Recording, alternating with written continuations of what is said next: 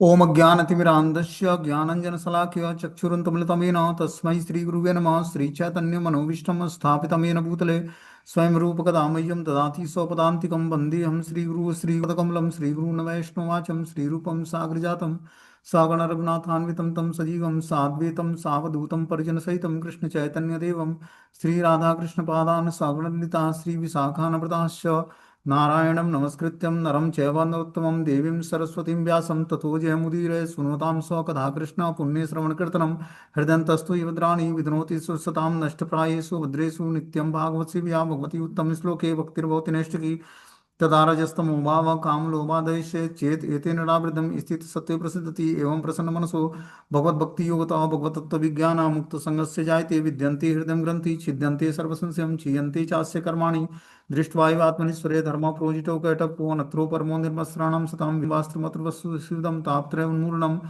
श्रीमद्भागवतं प्रमाण अम्लं प्रेमोपमार्थो महान श्री चैतन्य महाप्रभु मतमिदं तत्रादरुणापर कृष्णाय वासुदेवाय हरे परमात्मने प्रणतक्लेशनाशाय गोविन्दाय नमो नमः। वासुदेवसुतं देवं कंसचारूणमर्दनं देवकी परमानन्दं कृष्णं वन्दे जगद्गुरुं। हे कृष्ण करुणा सिन्धु दीनबन्धु जगत्पतये गोपेश गोपिका कांत राधा कांत नमस्तुते तप्त कांचन गौरांगे श्री राधे वृंदावनेश्वरी वृषभानुसुते देवी प्रणमामि हरिप्रिये वाञ्छाकल्पतरुवक्षा कृपा सिन्धुभ्येव च पतितानां पावनेभ्यो वैष्णवेभ्यो नमो नमः। जय श्री कृष्ण चैतन्य प्रभु नित्यानंद श्री अद्वैत गदाधर श्रीवासादि श्री गौर भक्तवृंद। हरे कृष्ण कृष्ण कृष्ण हरे हरे हरे राम राम राम हरे हरे। तो इसमें आज हम लोग को श्रीमद् भागवतम का स्कंद संख्या 8 अध्याय संख्या 7 और श्लोक संख्या 35 नंबर पढ़ना है। बोलते हैं यत यत परम प्रपश्यामो न परम ते महेश्वर मृड नाय ही लोकस्य व्यक्ति ते अव्यक्त कर्मण। हे महान शासक, हमारे लिए आपके असली स्वरूप को समझ पाना असंभव है। जहाँ तक हम देख पाते हैं आपकी उपस्थिति हर एक के लिए सुख समृद्धि लाती है। इसके परे कोई भी आपके कार्यकलापों को नहीं समझ सकता। हम इतना ही देख सकते हैं कि इससे अधिक कुछ भी नहीं। बता रहे हैं कि हे महान शासक, हमारे लिए आपके असली स्वरूप को समझ पाना असंभव है।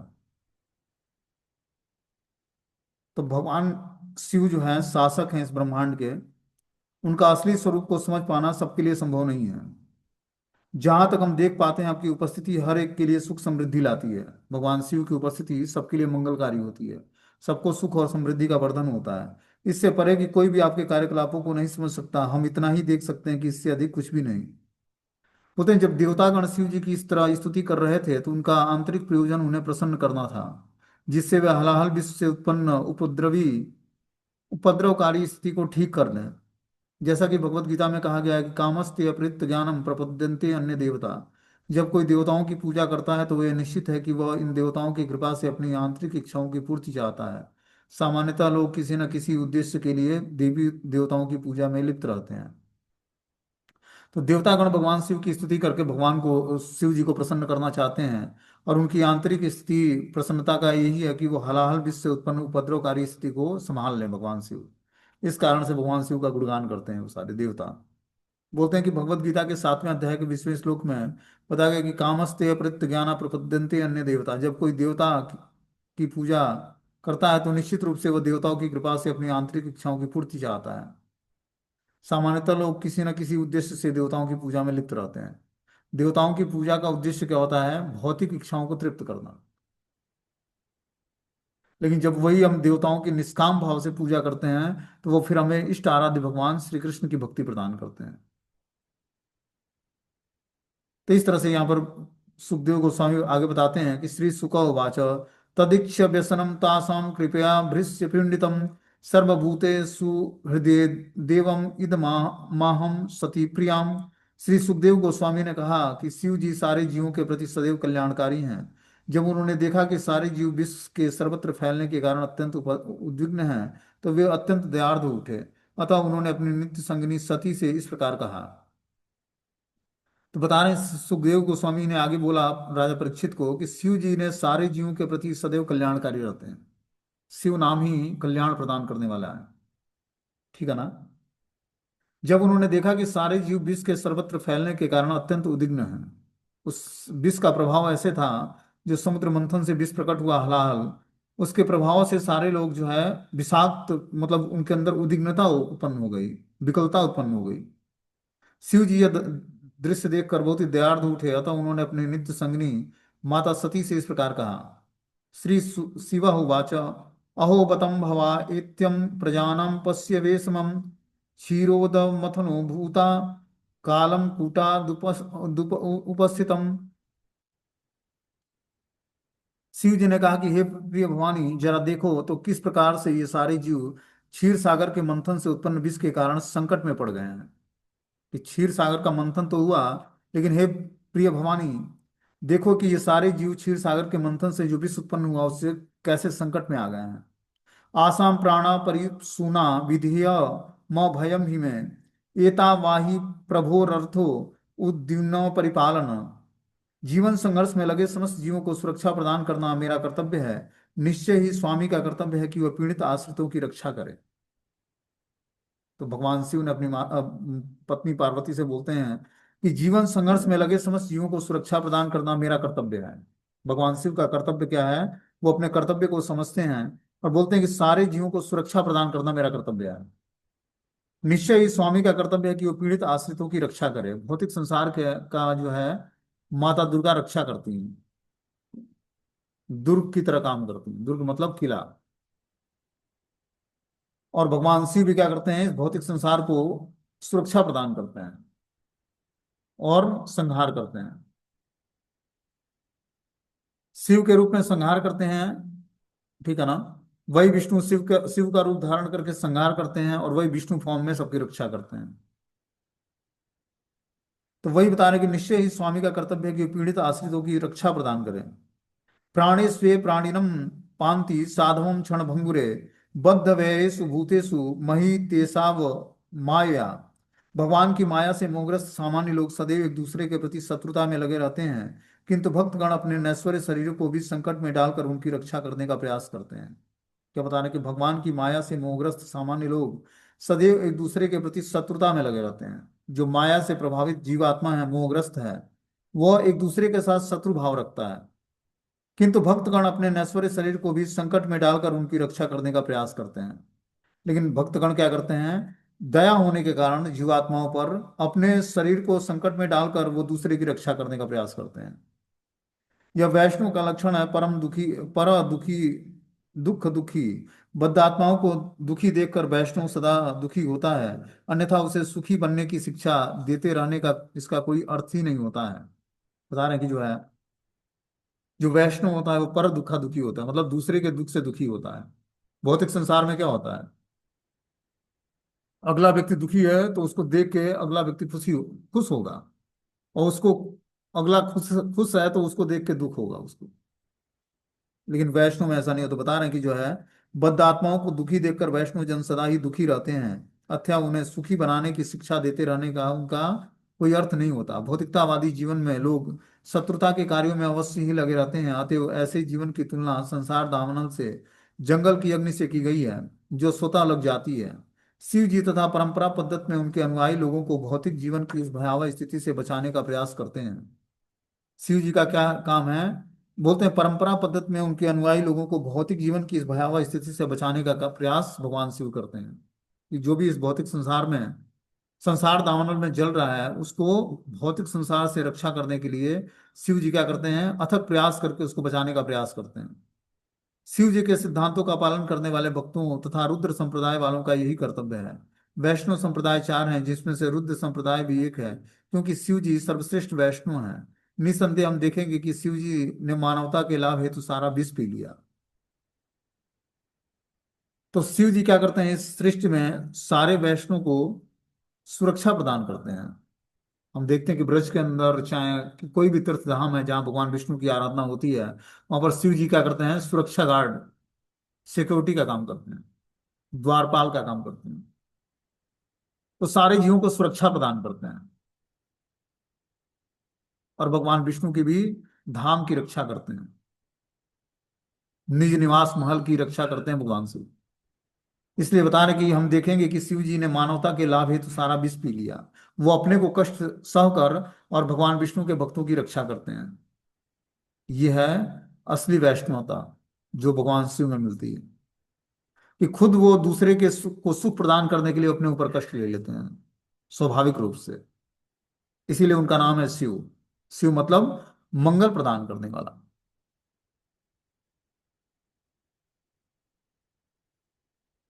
बोलते हैं पुंसम कृपयतो भद्रे सर्वात्मा प्रीयते हरि, प्रीते हरो भगवती प्रिये अहम स चराचरम, तस्मादितम गर्जम भूजे प्रजानम स्वस्ति रस्तु में। हे मेरी भद्र पत्नी भवानी, जब कोई दूसरे के लिए उपकार के कार्य करता है तो भगवान हरि अत्यधिक प्रसन्न होते हैं। जब भगवान प्रसन्न होते हैं तो मैं भी अन्य सारे प्राणियों के साथ अत्यधिक प्रसन्न होता हूँ। अतएव मुझे यह विष पीने दो, क्योंकि मेरे कारण सारे जीव इस प्रकार सुखी हो सकेंगे। तो भगवान शिव अपनी पत्नी सती से बोलते हैं कि हे भद्रे भवानी, जब कोई दूसरे के लिए उपकार के लिए कार्य करता है तो भगवान हरि उससे प्रसन्न हो जाते हैं। वास्तव में वैष्णव का जीवन दूसरे को समर्पित होता है, दूसरे को मतलब दूसरे के कल्याण के लिए होता है। उसका अपना कल्याण तो भगवान ने उसी तरह कर दिया उसका। जैसे उसने वैष्णव गुणों को धारण किया, भगवत नाम और भगवत कीर्तन का सहारा लिया, वैसे उसका कल्याण हो गया। अब वो उसका जीवन अपने लिए नहीं जीता, वो दूसरे के उपकार के लिए जीता है, कि दूसरे को हम कैसे भक्ति प्रदान करें। जो भक्ति हमें गुरु की कृपा से या भगवत कृपा से या वैष्णव की कृपा से मिली, उसको किस तरह हम प्रचारित करके सबको जो है मंगल प्रदान करें, ये उसका उद्देश्य बन जाता है। होते हैं तो भगवान हरि अत्यधिक प्रसन्न होते हैं जब वो दूसरे के उपकार के लिए कार्य करता है। और जब भगवान प्रसन्न होते हैं तो मैं भी अन्य सारे प्राणियों के साथ अत्यधिक प्रसन्न होता हूँ। भगवान शिव बोलते हैं कि जब भगवान श्री हरि प्रसन्न होते हैं तो मैं भी सारे प्राणियों के साथ अत्यधिक प्रसन्न होता हूँ। अतः मुझे ये विष पी लेने दो, क्योंकि मेरे कारण सारे जीव इस प्रकार सुखी हो सकेंगे। मेरे विष पीने से सारे जीव फिर सुख को प्राप्त करेंगे, क्योंकि विष के प्रभाव से सारे लोग दुखी थे। अब आगे श्रील सुखदेव गोस्वामी बोलते हैं कि श्री शुक उवाच एवं मंत्र भगवान भवानी विश्वम भावन तम द्विषम जगदु मारेभ्य प्रभावम ज्ञान मोदत। श्रील सुखदेव गोस्वामी ने आगे कहा कि इस प्रकार भवानी को सूचित करके शिव जी वह विष पीने लगे, और भवानी ने उन्हें ऐसा करने की अनुमति दे दी, क्योंकि वे शिव जी की क्षमताओं को भली भांति जानती थी। तो माता जो सती हैं, दुर्गा देवी हैं, पार्वती माता हैं, भगवान शिव ने पहले उनको सूचित किया कि आप मुझे विष पी लेने दो। भवानी ने उन्हें अनुमति ऐसा प्रदान कर दिया, और शिव जी की क्षमताओं को भली भांति जानती थी कि शिव जी जो है विष पीने के बाद भी इन पर कुछ प्रभाव नहीं पड़ेगा। तम करतली कृत्यम व्यापी हलाहलम विषम अभक्ष्य महादेवम कृपया भूत भावनम।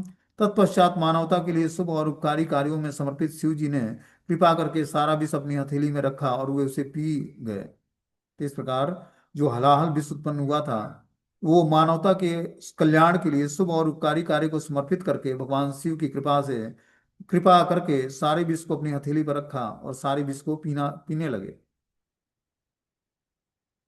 यहाँ विष की मात्रा इतनी अधिक थी कि वह सारे विश्व में फैला था, किंतु शिव जी ने इतनी महान शक्ति थी कि उन्होंने उसे घटाकर थोड़ी मात्रा में करके अपनी हथेली में ले लिया। वो विष विष जो था पूरे ब्रह्मांड को मतलब फैल जाता पूरे विश्व में, लेकिन शिव जी इतने महान हैं कि उसको घटाकर अपनी हथेली में ले लिया। और मनुष्य को चाहिए कि शिव जी का अनुकरण न करे। वे जो चाहें सो कर सकते हैं, किंतु जो लोग गांजा तथा अन्य नशीले वस्तुओं का धूम्रपान करके शिव जी का अनुकरण करना चाहते हैं, वे ऐसे कार्यों से अवश्य ही मारे जाएंगे। तो देखते हैं कितने लोग जो है शिव जी का अनुकरण करते हैं, कि शिव जी भांग धतूरा ये सारी चीजें नशा का सामग्री खाते हैं शिव जी के नाम पर।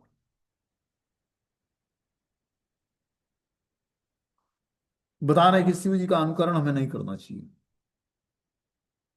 वे जो चाहे सो कर सकते हैं, किंतु जो लोग गांजा तथा अन्य नशीले वस्तुओं का को धूम्रपान करके शिव जी का अनुसरण करना चाहते हैं, वे ऐसे कार्यों से अवश्य ही मारे जाएंगे।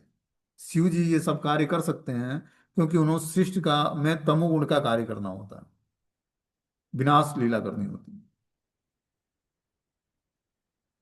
बोलते हैं तस्यापि दर्शयामासं स्ववीर्य जल कल्मषम, ये चकार गले नीलम तच्च साधो विभूषणम।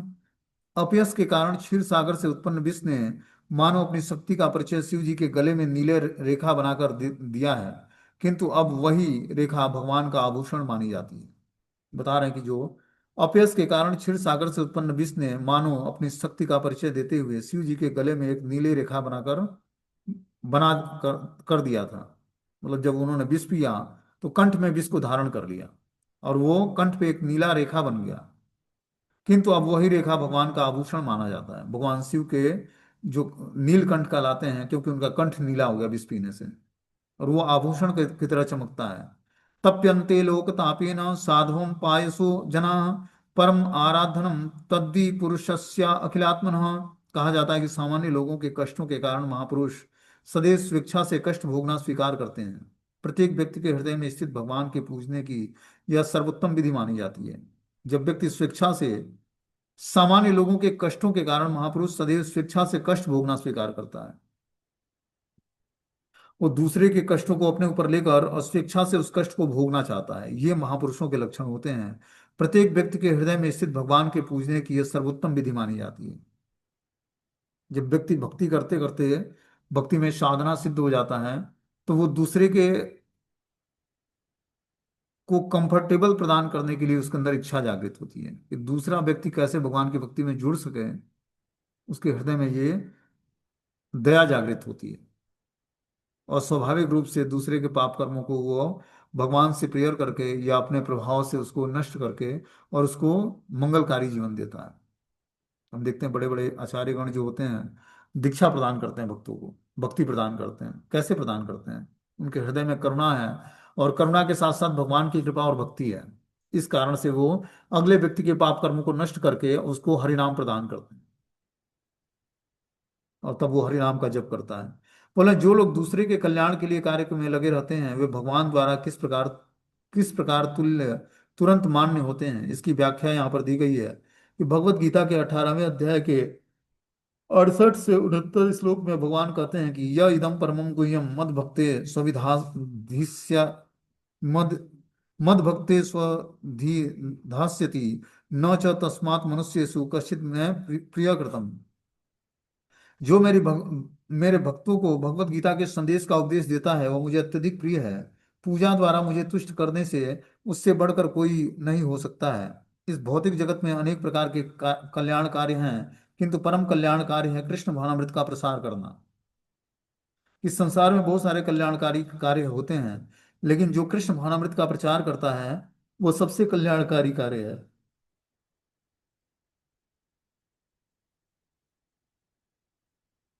बोलते हैं अन्य कल्याण कार्य प्रभावशाली नहीं हो सकते क्योंकि प्रकृति के नियम तथा कर्म फल रोके नहीं जा सकते। भाग्य या कर्म के नियमों के कारण ही मनुष्य सुख तथा दुख पाता है। उदाहरणार्थ यदि किसी को न्यायालय का आदेश मिलता है तो उसे इसे स्वीकार करना चाहिए चाहे इससे लाभ हो या हानि। इसी प्रकार प्रत्येक व्यक्ति कर्म तथा उसके फल के अधीन है, वो इसे बदल नहीं सकता है। इसलिए शास्त्र का वचन है तस्व हेतु प्रयतितम कोविदाम न लभ्यते यद भ्रमता मुपर्यदम। मनुष्य को उसके लिए प्रयास करना चाहिए जो कर्म फल के कारण ब्रह्मांड में ऊपर नीचे चक्कर लगाने से कभी भी प्राप्त नहीं हो सकता। वह क्या है? मनुष्य को कृष्ण भावनाभावित होने का प्रयास करना चाहिए। बता रहे मनुष्य को उसके लिए प्रयास करना चाहिए जो कर्म फलों के कारण ब्रह्मांड से ऊपर नीचे चक्कर लगाने के लिए लगाने से कभी प्राप्त नहीं होता। कि जन्म मृत्यु के चक्र में व्यक्ति पड़ा रहे उससे कुछ प्राप्त होने वाला नहीं है। उससे फिर से एक नया कर्म जनरेट होगा उसको भोगने के लिए, फिर से एक नया शरीर। लेकिन यदि वह कृष्ण भावनामृत हो जाता है, होने का प्रयास करता है, यदि वह कृष्ण भावनामृत को सारे विश्व में प्रसारित करने का प्रयास करता है तो उसे श्रेष्ठतम कार्य कल्याण कार्य करने वाला समझना चाहिए। कि अगर जो वो भगवान की भक्ति को स्वीकार करके और पूरे विश्व में कृष्ण भावनामृत का प्रसार करता है तो उसे श्रेष्ठतम कल्याण कार्य करने वाला समझना चाहिए कि वो श्रेष्ठतम कल्याण कार्य कर रहा है क्योंकि सारे जीवों को भगवान की भक्ति प्रदान कर रहा है। आगे बता रहे हैं कि यदि भगवान उससे प्रसन्न हो जाते हैं तो फिर उसके लिए प्राप्त करने को बचा ही क्या है। यदि भगवान किसी को मान्यता दे दी तो वह भगवान से भले ही कुछ न मांगे किंतु प्रत्येक हृदय में वास करने वाले भगवान उसकी हर आवश्यकता पूरी करते हैं। इसकी पुष्टि भगवत गीता में हुई है तेसाम नित्य अभियुक्ता नाम योग क्षेम वहाम्यम। सर्वश्रेष्ठ कल्याणकारी यही होगा कि लोगों को कृष्ण भावनामृत के स्तर तक उठाया जाए क्योंकि बद्ध जीव कृष्ण भावनामृत के अभाव के कारण ही कष्ट भोग रहा होता है।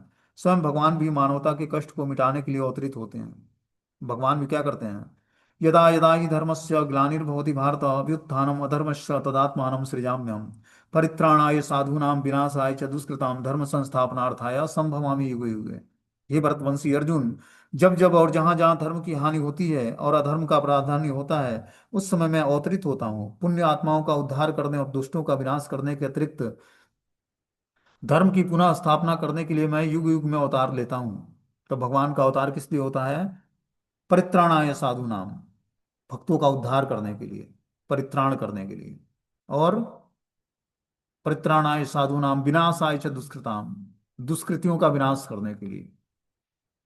धर्म संस्थापनार्थाय, धर्म की स्थापना करने के लिए हर युग में भगवान अवतार लेते हैं। भगवत गीता चौथे अध्याय के 7वें 8वें श्लोक में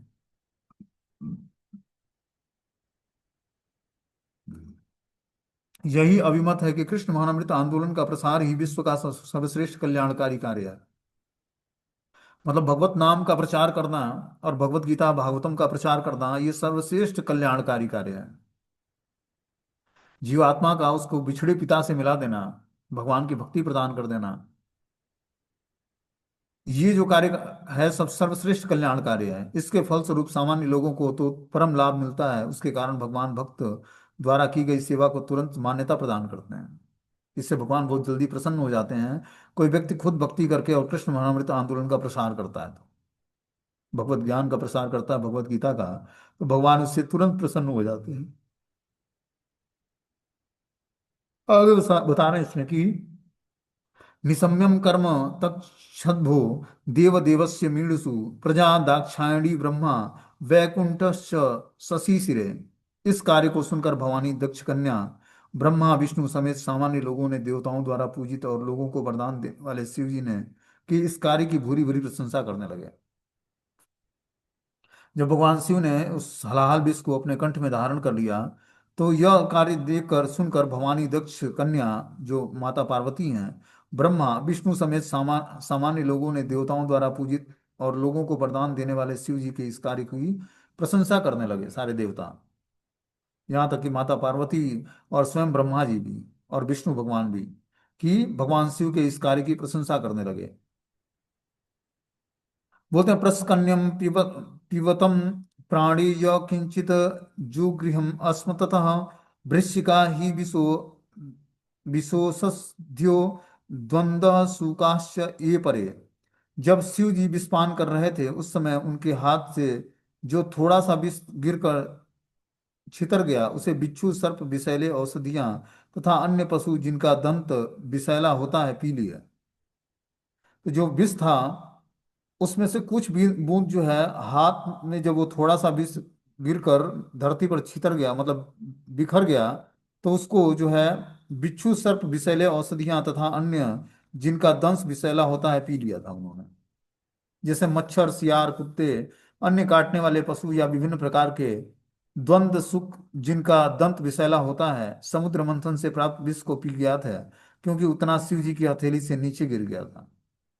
तो जो शिव जी की हथेली से विष के बूंद नीचे गिरी, उसको जो जिनके दंत विषैले होते हैं, जैसे मच्छर होता है, सियार होता है, कुत्ते होते हैं, इन सबों के दांत जो है विषैले होते हैं, ये किसी को काट लेते हैं तो क्या होता है, विष फैल जाता है।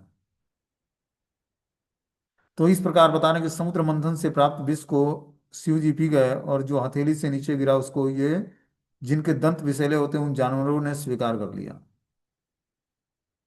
इस प्रकार शिव जी विषपान करके पूरे ब्रह्मांड की रक्षा किया, और यह अध्याय यहीं समाप्त हो जाता है। अब अगला अध्याय है क्षीर सागर का मंथन। अब क्षीर सागर का मंथन होता है, इसकी स्टोरी हम लोग जो है सारांश सुन लेते हैं, कल इसको विस्तार से सुनेंगे। बता रहे हैं कि इस अध्याय में बताया गया कि किस तरह समुद्र मंथन के दौरान लक्ष्मी जी प्रकट हुई और किस तरह उन्होंने भगवान विष्णु को अपना पति स्वीकार कर लिया। आगे चलकर इस अध्याय में बताया गया कि जब अमृत पान लेकर धन्वंतरी प्रकट हुए, तो उस असुरों ने तुरंत ही वह पात्र उनसे छीन लिया, किंतु भगवान विष्णु मोहिनी के रूप में प्रकट हो गए। मोहिनी संसार की सर्वाधिक सुंदर स्त्री थी और असुरों को मोहने और देवताओं हेतु अमृत बचाने के लिए प्रकट हुई थी। जब शिव जी सारा विष पी गए, तो देवता तथा असुर दोनों में उत्साह बढ़ा और उन्होंने मंथन का कार्य फिर से शुरू कर दिया। इस मंथन से पहले एक सुरभि गाय उत्पन्न हुई। महान साधु पुरुषों ने इस गाय को स्वीकार कर लिया, जिससे उन्हें इसके दूध से घी मिल सके, जिससे वे महान यज्ञों में घी की आहुति दे सकें। तत्पश्चात ऊंचे श्रवा नामक घोड़ा उत्पन्न हुआ। इस घोड़े को बलि महाराज ने ले लिया। तब एरावत और अन्य हाथी प्रकट हुए, जो किसी भी दिशा में कभी भी जा सकते थे। तत्पश्चात हथिनियां भी प्रकट हुई। कौस्तुभ नामक मणि भी उत्पन्न हुआ, जिसे विष्णु ने लेकर अपने वक्षस्थल पर धारण कर लिया। फिर पारिजात पुष्प और ब्रह्मांड की सुंदरतम स्त्रियां अप्सराएं उत्पन्न हुई।